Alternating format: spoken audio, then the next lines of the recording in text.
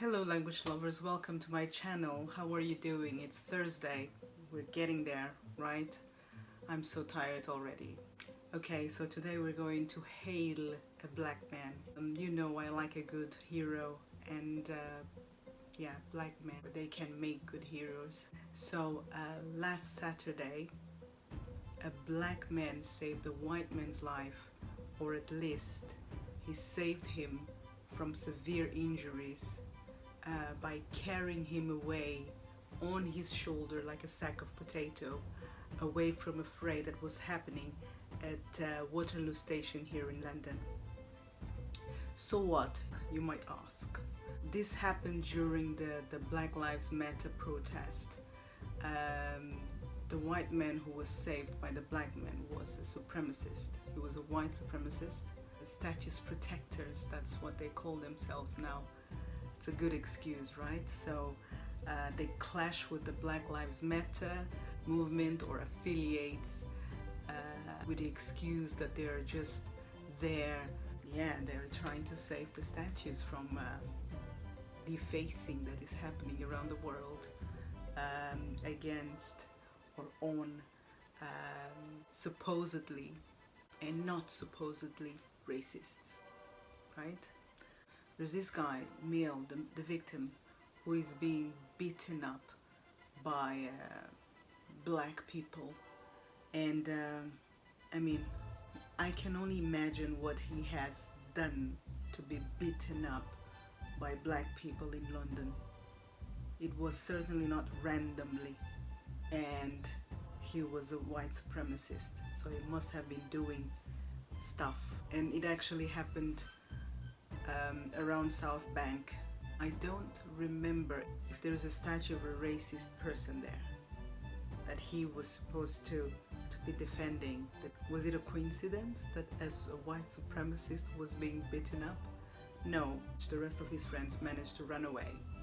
So he was caught. I can only imagine that there was a fight going on. This is why he was being beaten up, right? Anyway, so, and then comes this black guy, fantastically built. He and his friends come and rescue the white man from the rest of the crowd. And while Patrick Hutchinson carries Male on his shoulder, the rest of Patrick's friends protect him.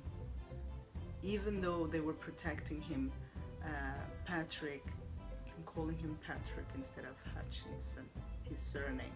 Let me call him Patrick, okay? While Patrick was carrying him on his shoulder, he could still feel strikes and hits. So people were still reaching for this white supremacist. They were really on him. And Patrick's goal was to take him away to the police where he could be safe. How ironic is that? There's a lot of irony in this story. To spice it up a bit more, Patrick is very dark. He's very, very black. And he was carrying this supremacist on his shoulder. I can only imagine what this supremacist might have thought. I mean, I don't know whether he wanted to resist, or I'm very curious to know what his words were while he was being carried away, while he was being saved by the very dark black man. Yeah, so now let's talk about why did Patrick do that. Many are trying to be very emotional about this. When they interviewed him at the spot, he said that he did that in order to not spoil the cause of Black Lives Matter. He did not want to see in the news that a white man was killed by black people or by Black Lives Matter. This is the reason behind his action. So he did not do it because, oh, he wanted to save his life primarily. But yes, it was part of the equation, so much so that he was actually there with his friends, his other 4 friends, as members of a group called ARC Security. I don't know if this group exists out of this movement or out of these protests, but the fact of the matter is that they've taken upon themselves to be around the protests in order to protect youngsters. How would they protect? Patrick is a martial arts teacher. They're all martial arts consultants and teachers and whatever you want to call it. They really do. So they were there to primarily protect young people, making sure that they're safe. That's it. I mean, that's a wonderful cause in itself, isn't it? That's really touching that they decided to do that voluntarily. That must be said, yeah?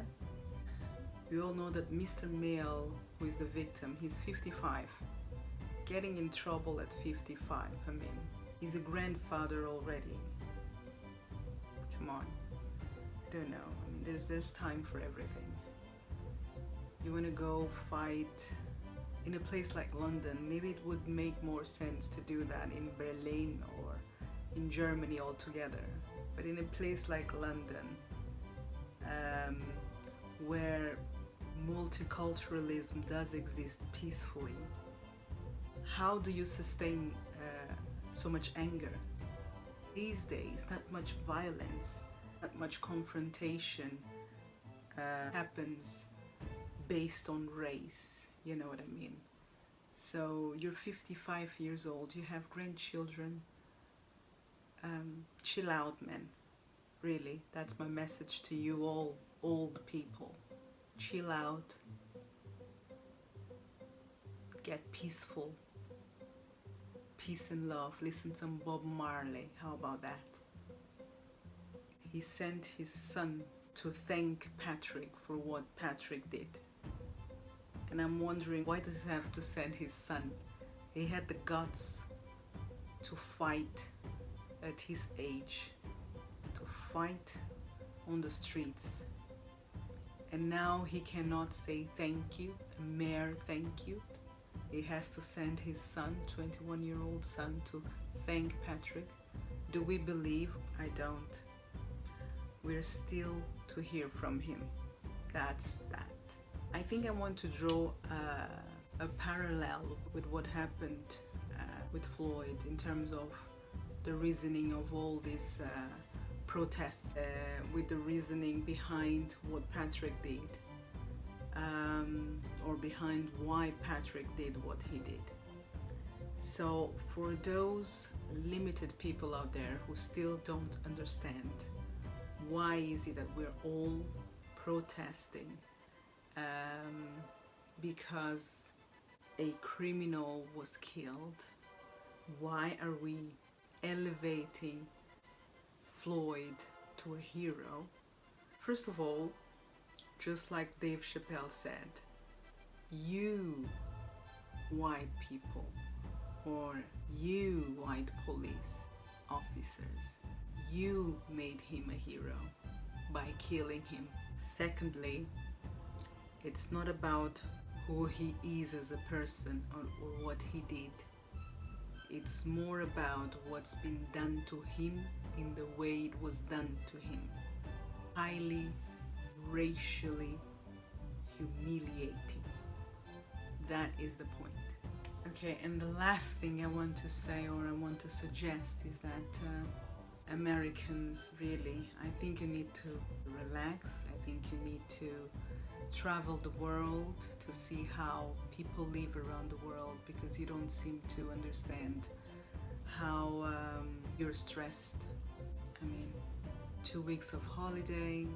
In terms of police brutality, last week another man was murdered in the US by the police just because he resisted. He was drunk. He was driving drunk and he resisted. He was unarmed. He was just, trying to, hey, let me go. And then they shot 3 times at him. mean, who doesn't resist police, especially if you're drunk? What's wrong with that? And he didn't really seem a criminal at all. You, American police, should come to England or the UK.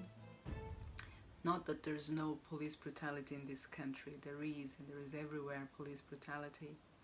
But they don't do it as a name in itself like American police seem to do.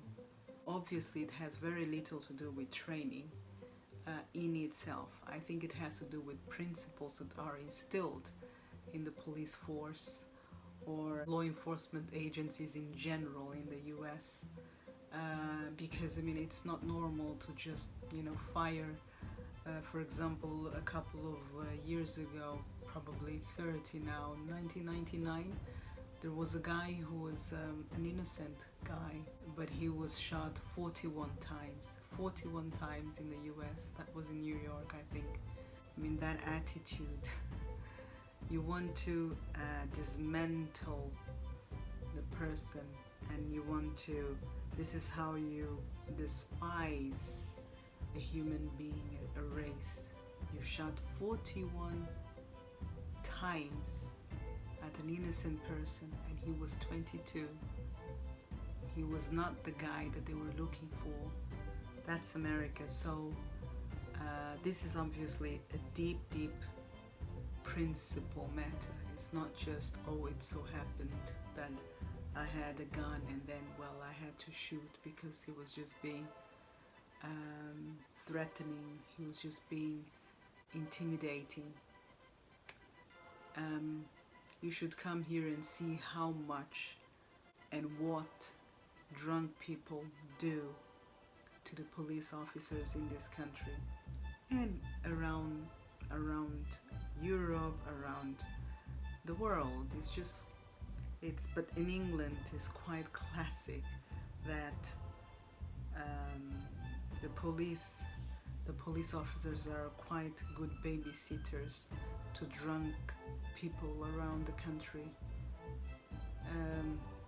You're drunk and you're driving and you're killed just because you're resisting, even if you ran away, like, you know, why do you have to kill someone for that?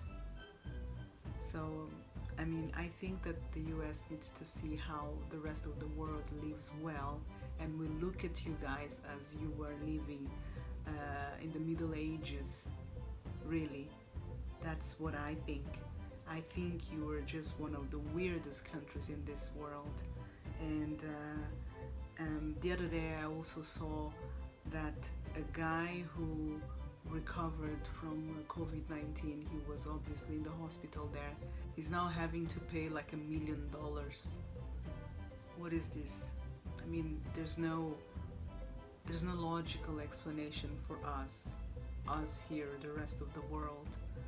You're going to charge the guy $1 million because no insurance, whatever it is, insurance, no insurance, $1 million for COVID-19 cure. I mean, you don't seem to have any sense of what's living altogether. No values. So no, you're not the free country that you claim to be. I mean, I think you all guys need to take more than 2 weeks of holiday and travel the world. You know, a month is good enough for you to just, you know, open up a little bit. Every year you go somewhere, and not within the US, elsewhere, every year. You have to change your lifestyle, you have to change your principles, because we, the rest of the world, cannot take anymore. It is impacting us all, so please do something, okay? Thank you very much for watching. Please do subscribe, like and share and comment. I love when I see a comment down there, so please do comment. And see you on Sunday. Ciao. Ciao. Have a good Friday.